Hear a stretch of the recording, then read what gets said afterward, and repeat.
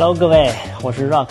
我们这期呢是比较特别的一期，因为有很多朋友在评论区或者私信问我们，就我们的拍摄设备是什么样的。但是我想说，拍摄设备真的那么重要吗？所以我们这期不使用大型的稳定器和微单，就使用我手上的这台浩瀚 M7和手机，我们去拍摄地面主要的稳定器机位，看看我们能拍到什么样的画面。所以我们这期的目的地是这么近那么美，周末到河北。看我身后，有人。阿勒泰，这是我身后的这个，什么没有，什么都有，怪不好意思了。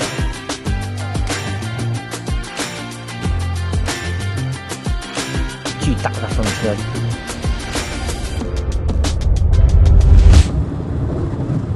我的妈呀，这雨下的好大呀！还能不能拍了呀？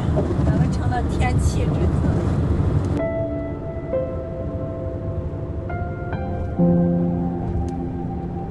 连绵的阴雨把太行山打磨得不再险峻，却染上了一层水墨的柔韵，像是画卷缓缓展开。而当车轮再向前200公里，穿过风雨之后，眼前的风景突然就变成了江南水乡的模样，而我们就像是驶入了一片世外桃源。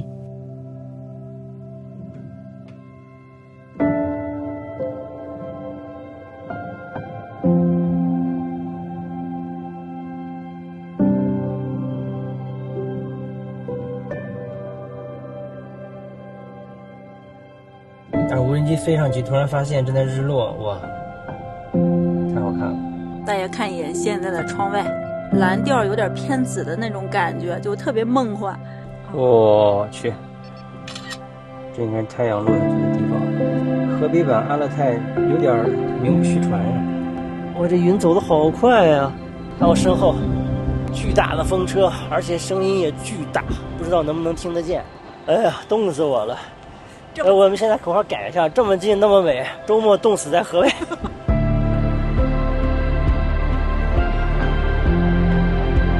夕阳落下，粉色和紫色的光影在山巅铺开，把整片高山都染上了梦幻的色彩。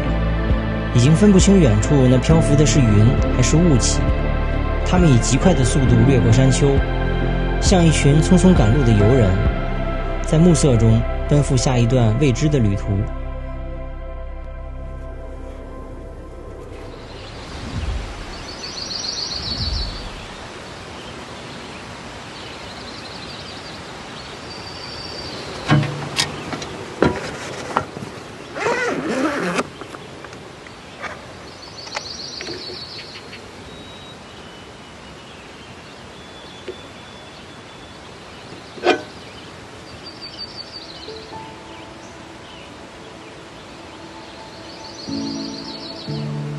松林深处，虫鸣和鸟叫此起彼伏，像是大自然的合唱。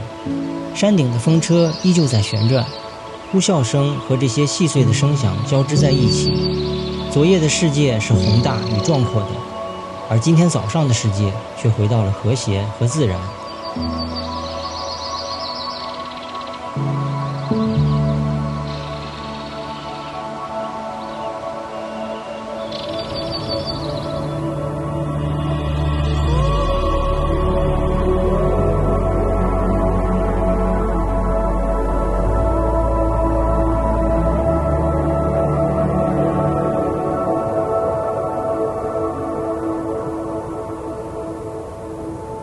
刚才大家看到的所有画面，就是用我手上的这台浩瀚 M7和手机去完成的。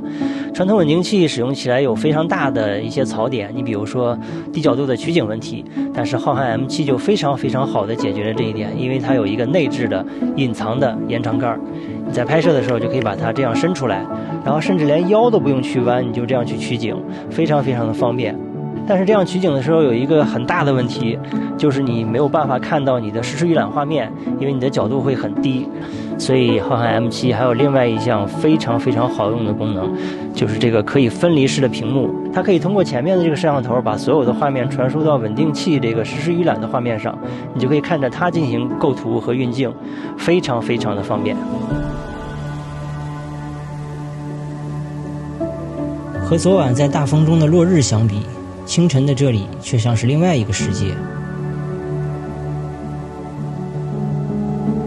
日出的霞光从山脊间溢出，伴随着轻轻的晨雾，柔和地洒在风车的叶片，再一点点地照进松林深处。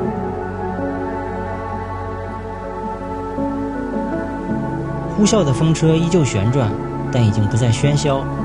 同样的辽阔，同样的风声，同样的山脊和草原的线条。这一刻眼前的景象，好像我们真的置身在阿勒泰。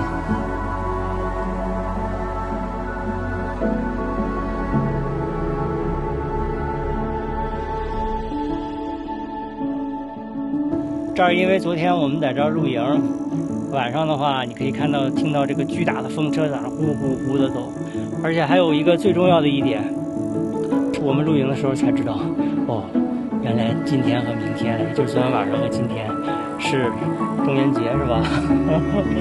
对，所以我们一晚上都没敢下车，在车里睡的。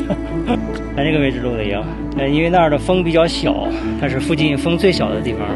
早上起来拍了一个美美的日出。我们找了半天的阿勒泰河北分泰，果然名不虚传。这叫袖子棚，袖子棚村儿。把你舌头捋直了说，袖子棚。一路驶进蔓延到天边的松林和风车，太行山的脊背在眼前舒展开来，巍巍太行800里，悠悠岁月2000年，在这一刻是如此具象地展现在我们眼前。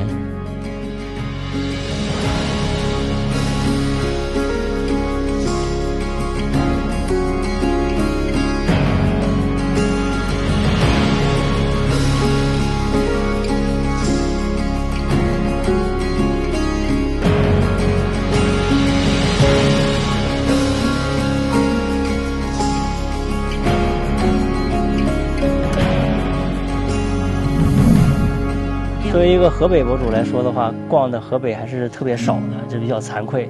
所以我们这一期的主题设定到了现在特别火的这个主题，叫做“这么近那么美，周末到河北”。也欢迎各位到我们河北家乡来看一看，我们河北其实也有阿勒泰，就是我身后的这个，因为这儿的景色特别像新疆的阿勒泰。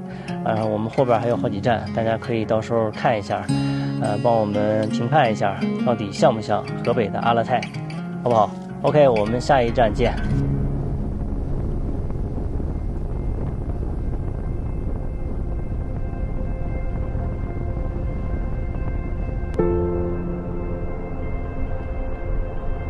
我们就一直在这样的峡谷里头走，两边全是高山，这种应该就是属于喀斯特地貌了。我觉着不会输给广西的那个十万大山。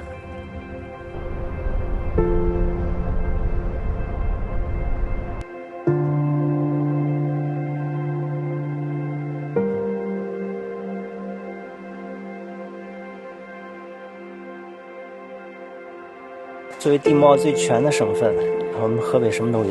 来，粉丝们来给他杠一杠，然后看。就说你们那儿有什么地貌我们没有的，100%能给你找出来。沙漠、海洋、湿地、湖泊，什么没有？什么都有。河北作为地质地貌最全的省份，一直以来的存在感确实很低，但这并不影响它在自然和历史中的地位。就像穿过这片喀斯特地貌的太行峰丛之后，眼前看到的这座宝藏历史名城玉县，虽然名气并不大，但它的历史底蕴是无法想象的丰厚。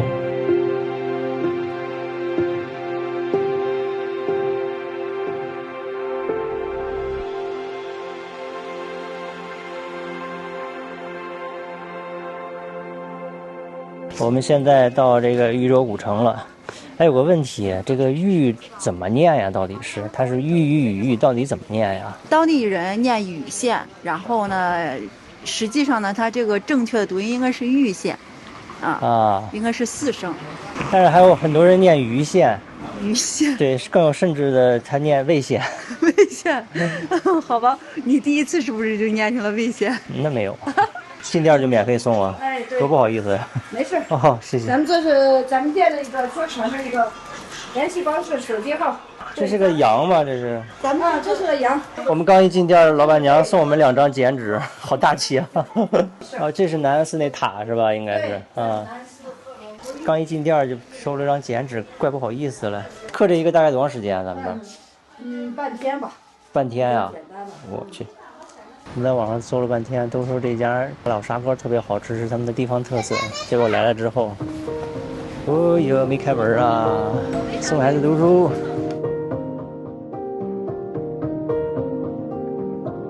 说实话，在踏入玉县博物馆之前，我们并没有想到如此小小的玉县竟然有这样规模的馆藏。从距今200万到1万年左右的旧石器时代，人类已经在这片土地上繁衍生息。而在新石器时代，这里也曾汇聚了源于陕、晋、豫古代中原地区的仰韶文化，以东北辽西为中心的红山文化和西北内蒙古的河套文化，而这里也是被称为中华古文化汇合的三岔口。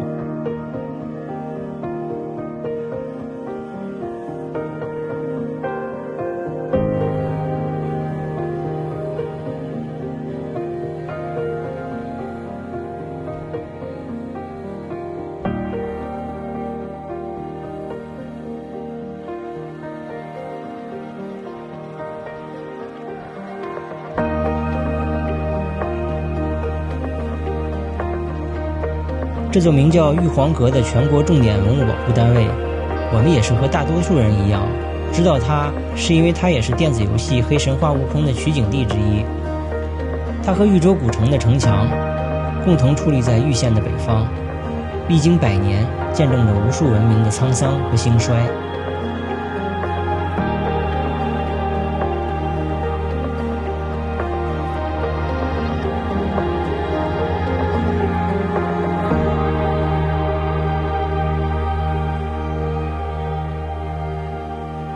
刚才看到的所有的画面都是用这台浩瀚 M7 去拍摄完成的，不知道大家觉得怎么样？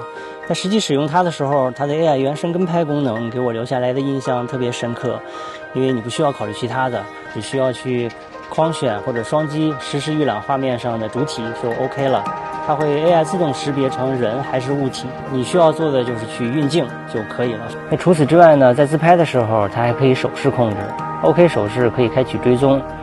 双内八手势可以调整构图，双6手势开启拍照或者录像，非常的好用和方便。城墙的砖缝里，仿佛还能听到千百年前的马蹄和商贩的叫卖声，历史在这里缓缓流淌，像河水冲刷过的石头，磨平了棱角，却留下了痕迹。而当下的喧嚣，只是历史长河里短暂的一瞬间罢了。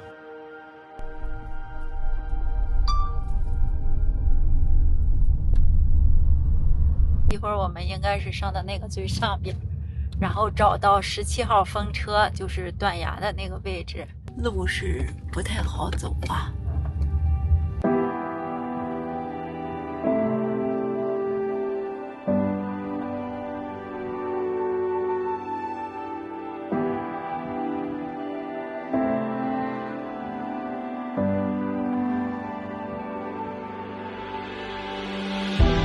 随着海拔的增加，风景也逐渐展开，松林随风起伏，草原延展到视线的尽头。牛羊悠闲地散落其间，风车在山顶呼啸旋转，远方太行山的脊梁起伏在又一个日落的薄雾中，而我们也和太行之巅一起融入到这片光影的北方画卷。